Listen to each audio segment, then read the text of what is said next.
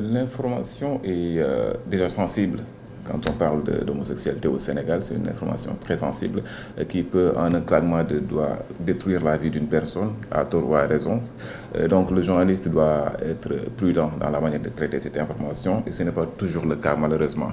Quand on voit ce qui se passe dans nos médias depuis l'éclatement de cette affaire-là, il y en a qui, tant bien que mal, essaient d'être prudents, de traiter cette information avec des pincettes, en toujours protégeant la vie de ceux qui n'ont rien à voir avec cette histoire-là. Par exemple, on voit dans certaines rédactions des gens qui te disent que on a arrêté le fils de ou le père de telle personne. Alors que la personne, en quelque sorte, n'a rien à voir avec cette histoire-là.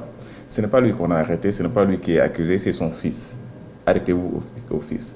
Et là, on extrapole pour vendre, on extrapole parce que c'est une personne qui a un nom et on se dit, quand on le cite, ça va atterrir. Et je pense que c'est quelque chose sur lequel on doit réfléchir. Malheureusement, dans nos médias aussi, on est confronté à un autre problème. Il y a deux entités dans nos médias, malheureusement aujourd'hui.